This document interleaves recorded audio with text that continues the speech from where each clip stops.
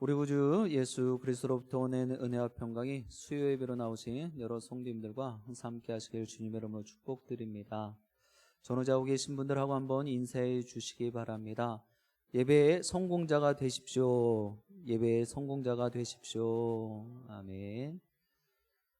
특별히 수요 예배 나오신 여러 성도님들 분명히 예배를 하나님께서 복되게 받으시고 또 예배자로서 하나님께서 귀하게 성공시켜 주실 줄 믿습니다. 그리고 전후자고 계신 분들하고 인사를 하셨으니까 이제 고백을 좀 하시면 좋겠습니다. 오늘 말씀의 제목이죠. 내가 믿음의 사람입니다. 이건 나한테 하는 거예요. 내가 믿음의 사람입니다. 이렇게 고백을 하셨는데요. 어떤 분들은 이 고백을 하시면서 살짝 갸우뚱하시고, 또 어떤 분들은 조금 계면적 기도하실 거고, 또 어떤 분들은 하나님 내가 이렇게 믿음의 사람입니다 고백을 할 정도의 믿음이 있을까요? 라는 생각도 분명히 짧은 시간에 가지셨으리라 생각을 합니다. 그런데 여러분들 분명히 구원의 확신 다 있으시죠? 그리고 그런 모습이 있다면 내가 믿음이 좋던 작던 또 크던 연약하던 상관없이 나는 빠짐없이 믿음의 사람인 줄 믿습니다. 오늘 그 이야기를 좀 해보려 합니다. 지금 찬양 가운데서도 제가 딱 한 구절이 마음 가운데 딱 와닿았어요. 가사 자막을 보면서 믿음으로 사는 자는 하늘 위로 받겠네. 그렇지, 저거였어 라는 생각을 하게 되어졌습니다. 믿음으로 산다라는 것, 내가 이 땅을 살아가면서 믿음으로 살아가면 좋은 것을 누리고요, 많은 것을 누릴 것 같지만 결코 그렇지 않다라는 것이죠. 우리가 강단을 통해서도 계속 말씀을 듣는 것은 믿음을 소유했다 할지라도 세상의 어려움, 힘든 고난, 고통, 그리고 병약함들 다 얻게 되어진다는 것입니다. 그러나 그것을 어떻게 받아들이고 어떻게 대처하느냐가 문제다라는 거예요. 그 일들을 통하여서 하나님이 어떤 일을 행하실지를 오히려 더 기대하고 소망 갖는 그런 모습들이라면 하나님께서는 그를 더 크게 들어쓰실 줄 믿습니다. 이 땅의 삶이 없어진다 할지라도, 사라진다 할지라도, 소멸된다 할지라도 그 생명을 통하여 이 땅에 수많은 열매 맺음을 분명히 이뤄내 주실 거예요. 그것이 믿음으로 사는 자의 모습이다 라는 생각이 들어졌습니다. 그러니까 믿음이 있는 사람들이요, 이 땅을 살아가면서 좋은 거 누릴 생각을 하기 이전에 하늘나라의 위로를 먼저 받을 생각을 하시면 이 땅에서 내가 좋은 것을 누리지 못한다 할지라도 그거 다 필요 없고, 그리고 여러분들 고백하면서 찬송 드리는 것 중에 하나가 뭐예요? 세상 북이 부럽지 않다라는 것 아닙니까? 세상 등지고 살겠다라는 것 아닙니까? 그런 것이 바로 믿음의 모습이다라는 것입니다. 오늘 계속해서 느헤미야의 말씀을 나누고 있는데요, 시간이 가면 갈수록 마음속에 제가 더 도전이 되고 있습니다. 하나님께서는 이러한 성벽 재건의 모습들을 통하여서 어떠한 일들을 이뤄내 주셨나 라는 생각을, 그냥 단순히 보여지는 걸로 성벽 재건했습니다, 예루살렘으로 다시 귀환했습니다, 이런 보여지는 모습이 아니다라는 거예요. 하나님의 속뜻이 있다라는 것입니다. 그 뜻을 보게 되어지면은요, 이 일이 그냥 성벽 재건으로 끝나는 것이 아니더라는 거예요. 지난 시간에는 6장까지의 말씀은 성벽 재건의 외형적인 모습에 포커스가 맞춰졌다면 7장부터는 사람의 초점이 맞춰졌다, 지난 시간에 말씀을 드렸어요. 느헤미야는요, 인국 예술을 하면서 1차 포로로 갔던 사람들 귀환하는 그 모습에 귀환자들에 대한 기록을 확인하게 되었습니다. 아주 세세하게 주도 면밀하게 보게 되어지죠. 그 기록에서 믿음의 사람은 어떻게 행동했는지 오늘 말씀에 몇 가지의 모습들이 기록되어져 있더라고요. 그래서 그 모습을 참고하며 오늘을 살아가는 우리도 내가 믿음의 사람입니다, 이제 하나님 믿음이 있어야 될 것처럼 노력하고 살아갈 것이 아니라 믿음이 있는 사람처럼 살게 하여 주옵소서, 이런 귀한 다짐과 결단이 있게 되길 주님의 이름으로 축복드립니다. 느헤미야는요, 1차 귀환자들을 계수하면서 혈통별로 또 기록 명단을 확인하게 되어줍니다. 이유는 간단해요. 공동체 안에서 거룩함의 정체성을 확인하기 위함이에요. 이방 사람들의 모습을 주의하고 경계하기 위해서 혈통별로 이 사람들을, 쉽게 말하면 인구 조사를 하는데 그 안에 체크를 한단 말이에요. 이 사람은 어느 혈통이고 어느 족속이고 어느 지파의 사람이었다라는 그런 모습들을 갖는 것이죠. 바로 이방적인 모습의 요소들. 왜요? 이미 바벨론 포로 생활을 70여 년 넘게 했잖아요. 그러다 보니까 같은 족속끼리, 같은 이스라엘 백성들끼리 결혼한 사람들도 있지만 이방 여인과 이방 남자와 결혼한 이런 모습들도 있을 거다라는 것이죠. 그러니 예루살렘으로 다시금 돌아왔을 때는 거룩함에 대한 이러한 의지의 표현이다라는 것입니다. 그런데 계보가 불확실한 일들도 소개되어져 있습니다. 지금 61절부터 이게 불명확하다라는 거예요. 혈통이 어딘지 이 사람은 이야기를 하고 있는데 이게 증명할 수 있는 것이 없다라는 것입니다. 결국 계보에서 누락되거나 혈통이 불확실한 경우에 이스라엘의 거룩한 회 중에 포함되지 못했다는 것을 말씀을 통하여 보게 됩니다. 64절 말씀 우리 같이 합독해 보겠습니다. 64절입니다. 이 사람들은 계보 중에서 자기 이름을 찾아도 찾지 못하였으므로 그들을 부정하게 여겨 제사장의 직분을 행하지 못하게 하고. 아멘. 제사장의 후손임에도 불구하고 이 계보의 불명확함, 나는 이 사람 맞는데 그 주위에서도 이야기를 하고는 있지만 정확하지가 않는 거예요. 명확한 근거가 없단 말이에요. 그러다 보니까 제사장일지라도 제사장의 직분 감당하지 못하고 오히려 부정한 자의 모습으로 그렇게 남겨지게 되었다라는 것입니다. 이 또한 이 모습도요, 공동체의 거룩함에 대한 또 하나의 의지적인 모습이 담겨져 있는 거예요. 분명히 혈통적으로는 제사장인 걸 알고 있다 할지라도 계보에 드러나지가 않았다라는 거예요. 그러니 잠시 기다려보라는 거예요. 그래서 말씀을 천천히 들여다보면 이러한 제사장, 그래서 계보가 불명확한 이 제사장의 직분을 갖고 있는 사람들은요, 총독의 명령에 따라서 대제사장 그 우림과 둠밈을 놓고 거기서 판별을 해서 그가 괜찮다라고 이야기를 하면 다시금 제사장으로 복귀가 되어지는 그런 모습이었습니다. 그 전까지는요, 우리가 둠밈의 판결이 나기 전까지 지성물을 먹을 수 없다는 거예요. 여러분들 잘 알고 있는 것처럼 지금 우리가 레위기의 말씀도 보고 있지만 지성물은요, 이 희생제사를 드리고 난 다음에 남은 것들을 이제 제사장들이 취하는 것입니다. 그런데 나는 분명히 제사장 계보예요. 혈통이 그렇습니다. 그런데도 아직 확인이 정확하지 않게 나타나지 않았기 때문에 이 지성물을 취할 수가 없게 되어졌다라는 것입니다. 65절에 그 내용이 기록되어 있는 거예요. 지성물을 먹지 못하게 했다, 못했다라는 것은 실제적으로 제사장이 역할을 제대로 하지 못했다, 내가 제사장임에도 불구하고 제사장의 역할을 못하고 있었다라는 것입니다. 대제사장에서 우리가 둠밈을 통해서 판단받기 전까지 말이죠. 이렇듯이 이스라엘 공동체는 포로 생활에서 돌아와서도 혈통을 확인할 만큼 계보를 중시했던 혈족 공동체였다라는 것을 우리는 잘 알고 있습니다. 오늘 본문은 믿음의 자녀인 우리에게도 믿음의 계보가 얼마나 중요한지를 아주 잘 보여주고 있는 본문임이에요. 오늘날 믿음의 계보는요, 말씀에 근거하는 것처럼 무슨 혈통을 이야기하는 것이 아닙니다. 목회자의 자녀, 무슨 중직자의 자녀, 이런 이야기를 하자라는 것이 아니에요. 어느 집안에서 태어났느냐가 중요한 것이 아니라 예수 그리스도를 믿음으로 고백하고 그 믿음을 행동으로 나타내는지가 중요하다는 것입니다. 그것이 오늘을 살아가는 우리들에게 혈통이 되어진단 말이죠. 그리스도에 대한 신앙을 분명히 함으로 하나님 나라의 계보에 확실히 포함되어지는 여러분과 제가 되어지기를 주님 이름으로 축복드립니다.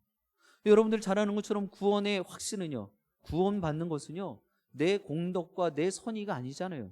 내 입술로 내 믿음의 고백만 있으면 나는 구원받는 거잖아요. 내 행동과 내 태도의 모습, 그 다음에 문제인 것입니다. 내가 구원받은 자로서 하나님의 거룩한 백성으로서 내 거룩한 성전 안에 무엇을 넣을까 무엇을 담을까는 내 다음의 문제다라는 거예요. 그것으로 구원받는 것이 아니다라는 것이죠. 그러니 지금 이 믿음의 이 거룩과 경건의 모양을 더 힘쓰고자 하는 귀환한 모든 사람들, 특별히 지도자인 느헤미야의 모습에서 우리는 우리가 그리스도의 혈통임을 믿음으로 고백할 수 있어야 될 줄 믿습니다. 믿음의 사람은요, 선진들의 순수한 믿음을 계승하고 그 믿음을 후손에게 물려줄 수 있는 사람입니다. 여러분들의 모습을 한번 점검해 보실 수 있길 바래요. 나는 지금 우리 자녀들뿐만이 해당되어지는 것이 아닙니다, 여러분들. 내 주위에, 내 이웃들에게, 내 지인들에게 얼마만큼 하나님의 사랑을 증거하고 또 그들을 믿게 하고 있는지 우리는 돌아볼 수 있어야 될 것입니다. 그래서 우리는 환경이 변한다 할지라도, 시간이 지난다 할지라도 그리스도에 대한 믿음은 한결같이 지켜내야 되는 것입니다. 지금 상황과 형편이 많이 어렵습니다. 교회 나오는 것도 더 쉽지 않아졌죠. 생활을 하기에는 너무나 더 퍽퍽해졌습니다. 그럼에도 불구하고 이럴 때일지라도 우리의 믿음은 한결같아야 된다는 것입니다. 흔들리거나 요동쳐서는 안 된단 말입니다. 사랑하는 영신가족 여러분, 믿음의 사람은요, 순수한 믿음을 계승하는 사람입니다. 그리스도에 대한 믿음을 가지고 그 믿음대로만 살려고 하는 거예요. 태도가 중요하다라는 말씀을 드리는 것입니다. 이제 그런 귀한 믿음을 온전히 계승하는 여러분 모두가 되어지길 주님의 이름으로 축복드립니다. 지금 바사제국이요, 바벨론을 멸망시켰습니다. 이 이방 나라를 멸망시키는 이게 무슨 의미가 있을까라고 할 수 있어요. 그런데 그것이 바로 하나님의 뜻이라는 거예요. 하나님은 바사왕을 사용하셔서 이스라엘 공동체를 바벨론 포로 생활에서 해방시키셨다라는 것입니다. 이것이 우리가 눈여겨봐야 될 모습이에요. 그러나 모든 사람이 바벨론 땅을 떠나서 고향 앞으로 향하지는 않았다라는 거예요. 왜요? 그 바벨론 70여 년의 세월 동안 벌써 두 세대가 가는데, 보통 한 세대를 30년 이야기를 하는데 두 세대가 지나간 거예요. 그러면 어느 정도 그 지역에서 그 자리에서 정착이 되어졌다라는 것입니다. 안정을 갖고 생활을 하고 있다라는 거예요. 크게 문제 없이. 그러니 그곳에서 해방이 되어졌다. 그래서 우리 고향으로 돌아가자. 다 돌아가진 않았다라는 것입니다. 66절에 보면은요, 온 회중의 합계가, 이제 바벨론 포로에서 귀환한 합계가 42,360명으로 1차가 돌아왔다라고 기록하고 있습니다. 이 숫자는요, 에스라 2장 64절에도 회중의 합계로 동일한 숫자가 기록되어져 있어요. 그러니까 인구 개수가 정확하다라는 것을 지금 또 보여주고 있는 것이죠. 한 가지 또다시 짚어야 될 것은 숫자가 그렇게 중요한 의미는 아니다라는 거예요. 우리가 보는 느헤미야나 에스라에 나와 있다, 이것으로 야 정말 신기하다 이런 것을 이야기하자라는 것이 아닙니다. 선택받은 사람들이 돌아왔다라는 것이 중요한 거예요. 분명히 하나님께서는 약속을 하셨어요. 바벨론 포로로 갔지만 그 예루살렘 성을 무너뜨리면서 다시금 남겨놓은 자가 있다라고 분명히 말씀하셨고 약속하셨습니다. 그들을 통하여 다시금 예루살렘을 세우겠다라는 것이죠. 이 약속이 이루어졌다라는 거예요. 하나님께서 남겨놓으신 자들이 다시금 예루살렘으로 돌아온 것입니다. 이 귀환은요, 제2의 출애굽 사건으로 불려도 과언은 아닐 듯합니다. 잘 생각해 보시기 바랍니다. 앞서 말씀드렸던 것처럼 바벨론 포로를 70년을 살아왔어요. 한 곳에 정착해 살다가 다시 고향으로 돌아가려 하니 분명히 세대가 있는, 연배가 있는 분들은 마음에 이 아픔이 있을 거예요. 내가 그래서 다시금 고향으로 돌아가야지 라는 생각을 분명히 했을 것이다라는 것이죠. 그런데 그 밑에 세대들은 그런 생각 별로 없었을 거예요. 우리나라의 지금 한국전쟁 이후의 모습들 여러분 보시면 잘 알지 않습니까?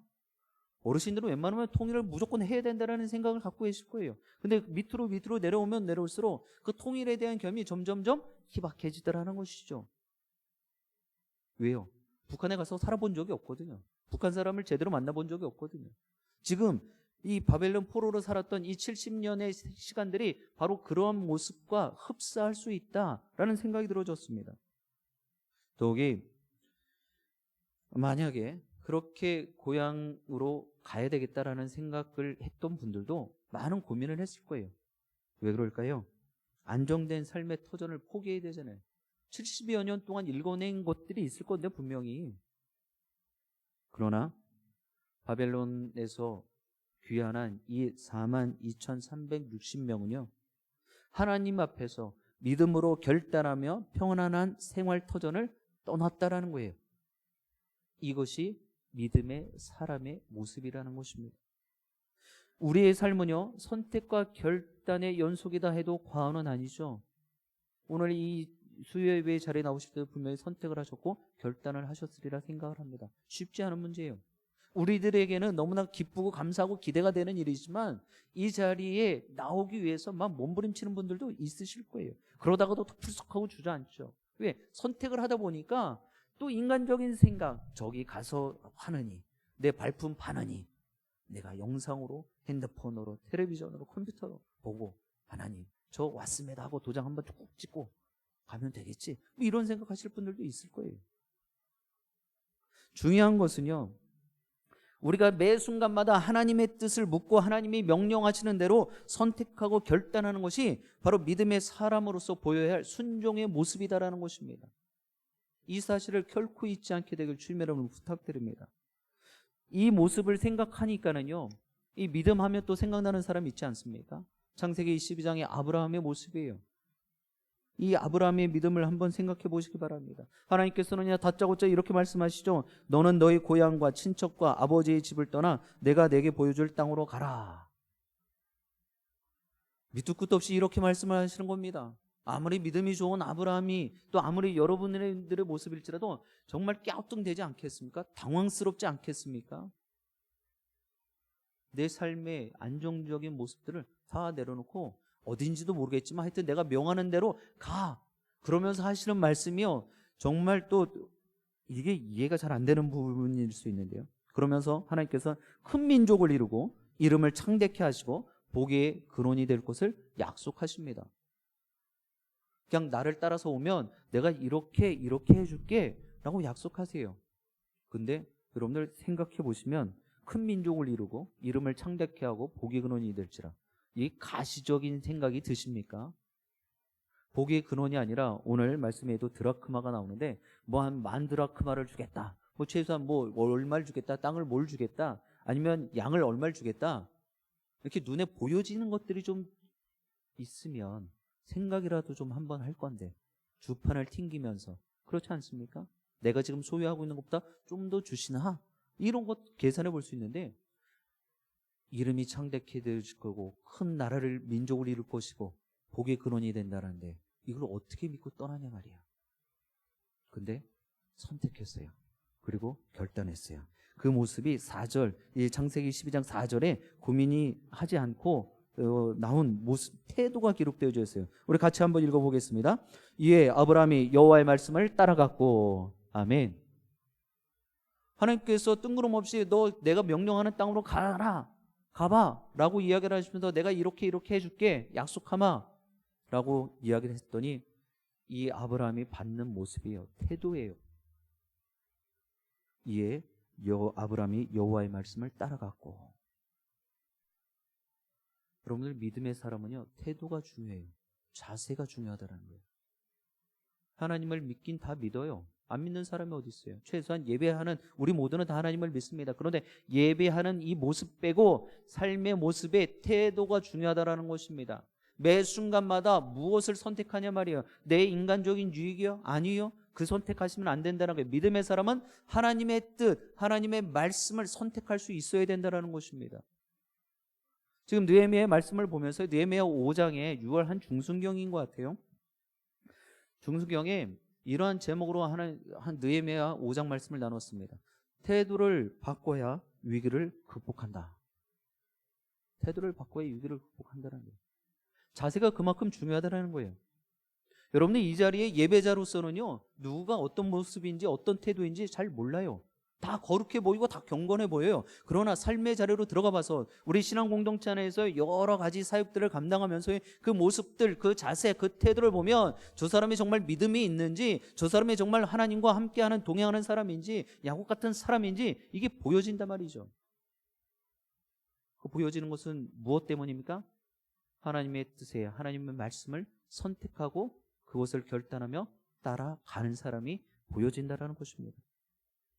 사랑하는 영신가족 여러분, 믿음의 사람은요, 하나님의 뜻대로 선택하고 결단하는 줄 믿습니다. 내 의지와 내 기준이 아닙니다. 그저 하나님의 말씀과 뜻을 순종함으로 선택하시고 그대로 따를 것을 결단하시게 되길 주님의 여러분 간절히 축복드립니다. 이방 땅에서 오랫동안 살다가 고향으로 돌아온 유다 백성들의 모습이 얼마나 참 분주하고 바빴겠습니까? 할 일도 많았겠죠. 뭐 농경지도 다시 한번 알아봐야 되고요. 내가 두고 왔던 땅인데 다시 이 규호획도 정해야 될 것 같고요. 뭐 여러 가지 막 일들이 많았을 것입니다. 또 가정을 새롭게 꾸려서 왔으니 대가족을 꾸렸다라면 또 어디에서 어떤 모습으로 정착해야 될지도 또 고민이었을 것입니다. 더욱이 이런 개인적인 문제뿐만 아니라 분주함뿐만 아니라 이들이 바벨론에서 귀환하면서 공동체에 아주 중요한 과업이 있었습니다. 바로 성벽 재건이었죠. 이 성벽 재건함에 있어서 여러분들 이 성벽 그냥 짓습니까? 뭐가 있어야 돼요?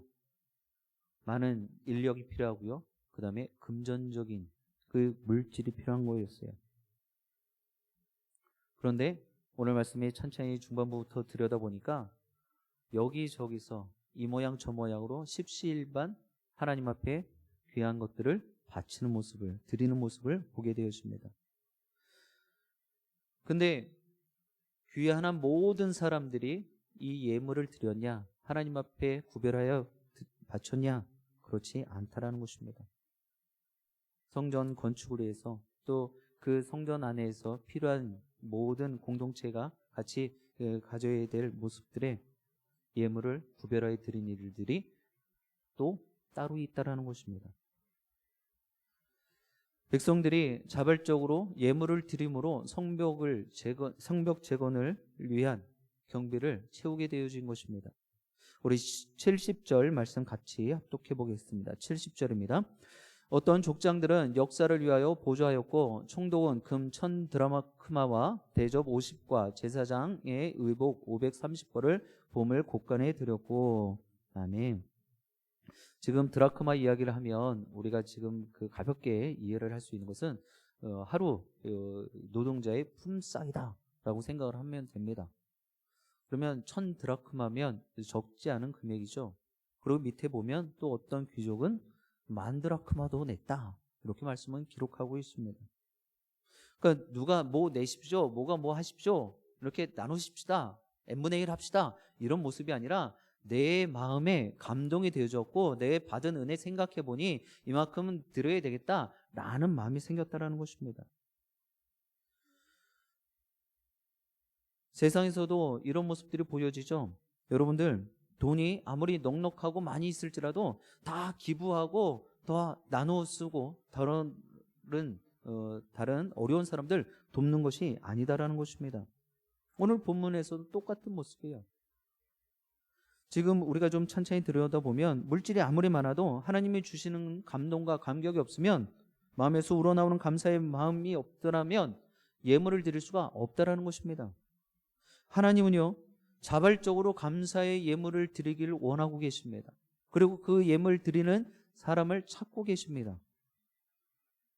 믿음의 사람은요 마지못해 적선하듯이 드리는 그러한 모습이 아니라는 거예요. 하나님의 은혜에 감사해서 예물을 드리는 사람입니다. 우리는 하나님의 사역이 시작되고 완성되어 가는 그 일에 기꺼이 기쁨으로 감사함으로 참여할 수 있고 헌신해야 될 줄 믿습니다. 내가 이 하나님의 귀한 일에 거룩한 일에 참여할 수 있는 것 자체만으로 나는 감사하다는 거예요. 제가 말씀의 제목을 내가 믿음의 사람입니다. 또 어떤 분들은요 이거 너무 교만한 모습 아닙니까? 내가 어떻게 믿음의 사람이다라고 이렇게 단정 지을 수 있습니까? 처음에 와서 영신교회 와서 그런 말씀 드렸어요. 목회자들이 또 중직자들이 또 교회 일을 하다 보면 권면할 때가 있어요. 이런 것들을 요청할 때가 있습니다. 그럴 때 저는 부족해서 못해요. 되게 겸손함의 모습이죠. 근데 반대로 보면 그거 되게 교만한 모습이다 라고 말씀도 드렸어요. 왜 그런지 아십니까? 하나님의 일을 내 힘으로 하는 것이 아니다라는 거예요. 하나님의 일은요 하나님의 힘으로 하는 것입니다. 하나님 주시는 능력 가지고 하는 거예요. 지금 이 단에 서 있는 주의 종도 미력한 종이지만 제 힘으로 하는 것이 아니라 하나님이 주신 마음 갖고 하는 거예요. 제가 무엇라고 여기서 여러분들에게 하나님의 말씀을 증거하고 대언하겠습니다. 그렇지 않아요. 그러나 중요한 것은 하나님의 일은요, 내 힘으로 하는 것이 아니에요. 하나님이 주시는 힘과 능력으로 하는 줄 믿습니다. 그러면 내가 하나님의 일에 참여할 수 있는 것만으로도 감사할 수 있어야 되는 거예요. 불러주시니 감사한 거예요. 쓰임 받게 해주시니 감사한 것입니다. 그런데 우리는 교회를 하자고 그러면 아니요, 안 돼요. 뭐 좀 하자고 그러면 제가 부족해서요. 정말 부족하고 정말 상호 안 되는 분들 제가 모를 것 같아요? 알죠? 벌써 여러분들 한 게 밥 먹은 게 얼만데요? 그럼에도 불구하고 그런 상황들, 형편들 어느 정도 알면서 요청을 했을 때도 아니요, 다음에 할게요. 부족해요. 준비 더 되고요. 이런 모습은 주님 오실 때까지 될 수 있다라는 거예요. 선택하시고 결단하시게 될 주님 여러분 축복드립니다. 하나님의 일은요, 때가 있어요. 때가 지나면 하고 싶어도 못 하겠더라고요. 그래서 꼭 기억하시게 되길 주님 여러분 부탁드립니다. 그래서 예물과 헌신은요, 하나님께 대한 최소한의 감사의 표현이다라는 생각을 했어요. 감사할 일이 많은데도 우리는 그 은혜를 깨닫지 못하고 살아가는 거예요. 그래서 여러분들 우리 찬양할 때마다 저도 그냥 눈물 콧물 다 흘리면서 하는 찬양 있죠. 은혜 찬양이에요. 이 찬양할 땐 그냥 모든 게 다 감사한 거예요. 내가 누려왔던 모든 것들, 내가 지나왔던 모든 시간이, 내가 걸었던 모든 순간이 당연한 것 아니라 은혜였습니다. 이 하는 순간 감동 딱 오는 거예요. 울컥해지는 거예요. 그래, 맞아. 이 모습이었어. 해가 뜨고 지는 것도 당연한 것이 아니라 이게 다 은혜였는데. 그래서 감사합니다. 이 찬양할 때 막 좋아요. 감동이 되어져요. 근데 삶의 자리로 돌아가면 언제 그랬냐는 듯이 살아가는 거예요. 매 순간이 당연한 것이 아니었는데. 오늘 이 예배가 여러분들 당연한 예배가 아닌 줄 믿습니다. 그거 기억하셔야 돼요. 매번 있는 예배가 아니에요. 매번 있는 교회 사역이 아니라는 거예요. 나에게 마지막이 될 수도 있다라는 거예요. 나는 하고 싶어도 할 수 없을 때가 올 수 있다라는 거예요. 사랑하는 영신가족 여러분, 어떤 상황에서도 감사하는 마음 가운데 하나님이 주시는 은혜와 감동과 감격이 사그러들지 않게 되길 주님 여러분 간절히 축복드립니다. 우리 모두 믿음의 사람입니다. 꼭 기억하시기 바랍니다. 내가 믿음의 사람입니다. 이제 그런 귀한 믿음의 고백하시고 주님의 사역을 온전히 감당하실 수 있길 바랍니다. 믿음을 계승하시고 믿음으로 결단하며 주님께 감사하는 마음을 정말 내 할 수 있는 대로 다 표현하시고 믿음의 사람이 다 되셔서 우리 교회 공동체, 영신 공동체는 기도 공동체, 말씀 공동체, 성령 공동체, 믿음의 공동체로 잘 세워지는 그런 귀한 은혜가 날마다 더해지게 되길 주님의 이름으로 간절히 축원드립니다. 기도하시겠습니다.